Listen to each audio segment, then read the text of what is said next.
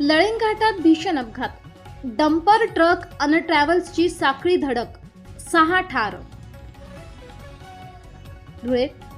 मुंबई आग्रा महामार्गावरील लळिंग घाटात मध्यरात्रीच्या सुमारास 3 वाहनांचा भीषण अपघात होऊन 6 जणांचा दुर्दैवी मृत्यू झाल्याची धक्कादायक घटना घडली आहे. या अपघातात 5 ते 6 प्रवासी गंभीर जखमी झाले असून परिसरात एकच खळबळ उडाली आहे. मिळालेल्या प्राथमिक माहितीनुसार घाटातून जात असताना एका भरधाव डंपरवरील चालकाचे नियंत्रण सुटले. त्यानंतर डंपरने समोर आलेल्या ट्रकला जोरदार धडक दिली. हा अपघात सुरू असतानाच पाठीमागून वेगाने येणारी खासगी ट्रॅव्हल्स बस ही या दोन्ही वाहनांवर जाऊन आदळली. त्यामुळे अपघाताचे स्वरूप अत्यंत भीषण झाले. धडकेचा आवाज मोठा असल्याने परिसरातील नागरिक घटनास्थळी धावून आले. अपघातात अनेक प्रवासी वाहनात अडकून पडले होते.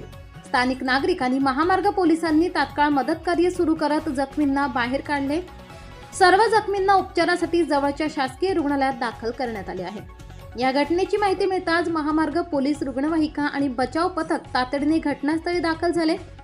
अपघातग्रस्त वाहने बाजूला करून काही वेळाने महामार्गावरील वाहतूक सुरळीत करण्यात आली. वाहनावरील नियंत्रण सुटल्याने हा अपघात झाल्याचा प्राथमिक अंदाज व्यक्त करण्यात येत असून पोलिसांकडून पुढील तपास सुरू आहे. S9 TV न्यूजसाठी गणेश शिंदे, मालेगाव, धुळे.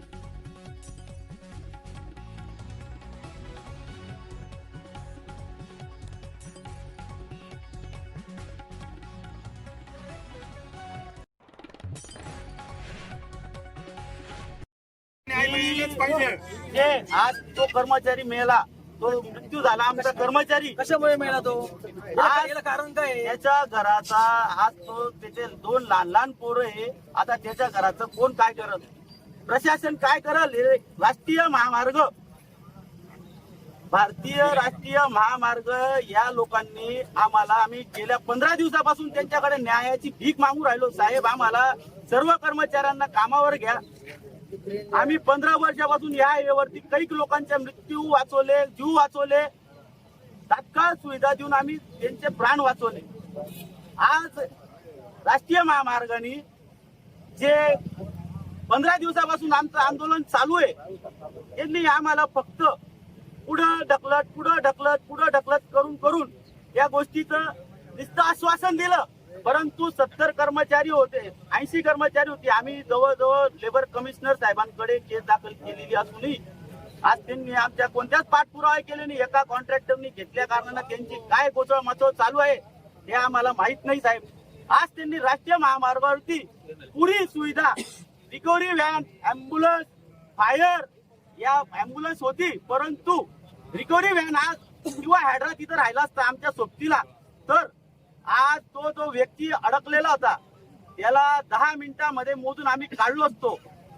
त्या कारणास त्या तिथं काही नसल्या असणं, तिथं दुसरा रॉंग साईडनं तो डंपर आल्या कारणानं त्या जागेवरती एकावरती 3 अपघात झाले.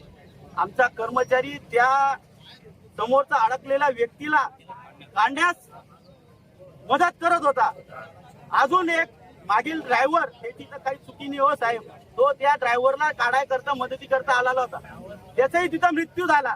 आता याच्यात सगळ्यात मोठं म्हणायला गेलं तर हे राष्ट्रीय महामार्गांचाच हा जबाबदार आहे.